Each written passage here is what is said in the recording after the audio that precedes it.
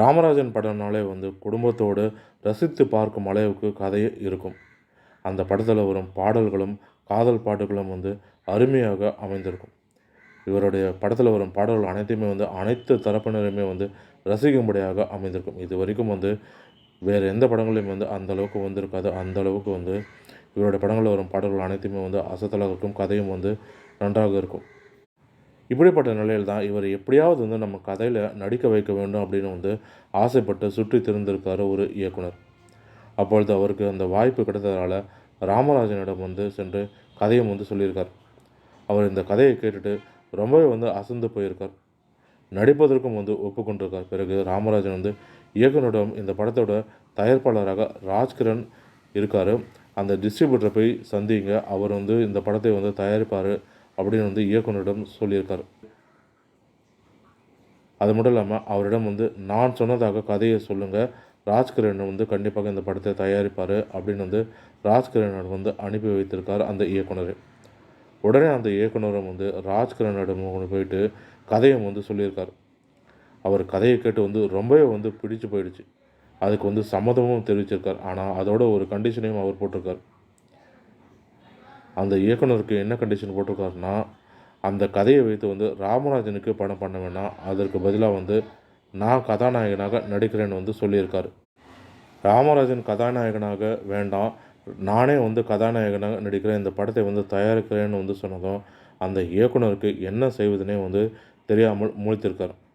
ஏன்னா அவர் இயக்குனராக அடியெடுத்து வைக்கும் முதல் படமாக இது இருந்தது. அதனால் என்ன செய்வதுன்னே வந்து தெரியாமல் குழப்பத்தில் இருந்திருக்கார். இப்படி இருந்தபொழுது தான் வந்து ராஜ்கிரண் இந்த படத்தில் நான் கதாநாயகனாக நடித்தால் மட்டும்தான் வந்து இந்த படத்தை வந்து தயாரிப்பேன்னு வந்து அவர் கொஞ்சம் பிளாக்மெயிலும் செய்திருக்கார். உடனே இயக்குனருமே வந்து நம்முடைய முதல் பட வாய்ப்பு இது, அதனால் வந்து அதனை இழக்க வேண்டாம் அப்படின்னு வந்து ராஜ்கிரண் சொன்னதுக்கு வந்து ஓகேவும் சொல்லிட்டார். இதற்கிடையில் வந்து ராமராஜனும் ராஜ்கிரனும் நல்ல நெருங்கிய நண்பர்களாக பழகி வந்திருக்காங்க.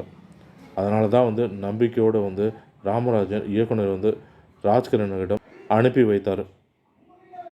ராமராஜன் வந்து இயக்குனரிடம் நான் சொன்னேன்னு போய் கதையை சொல்ல அவர் தயாரிப்பார் அப்படின்னு வந்து நம்பி இருந்தார்.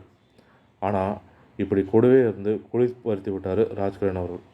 இது தெரியாமல் ராமராஜன் அவர்கள் வந்து அந்த இயக்குனர் வருவார் அப்படின்னு வந்து ரொம்ப நம்பிக்கையாக காத்து கொண்டும் இருந்தார்.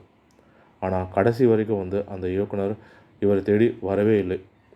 அதன் பிறகு தான் தெரிந்தது இயக்குனர் ராஜ்கிரனை வைத்து படத்தை எடுத்து முடித்து விட்டார் அப்படின்னு வந்து.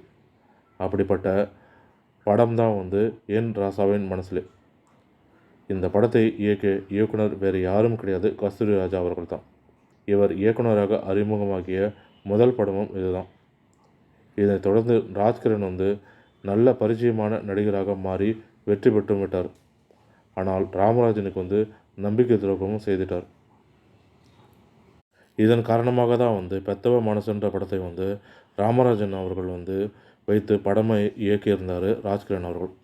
இந்த படத்தை வந்து முதல்ல வந்து KS ரவிக்குமார் வந்து அசிஸ்டன்ட் டைரக்டராக வந்து இயக்குனர். அதன் பிறகு அவருக்கு வாய்ப்பு கிடைத்தனால வந்து வேறு படத்தில் வாய்ப்பு கிடைத்தனால போயிட்டார். அதன் பிறகு தான் வந்து படம் பாதியிலே நின்று போயிடுச்சு. அதன் பிறகு திரும்பியும் கஸ்தூரி ராஜாவை கொண்டு வந்து அந்த படத்தை இயக்க வச்சார்.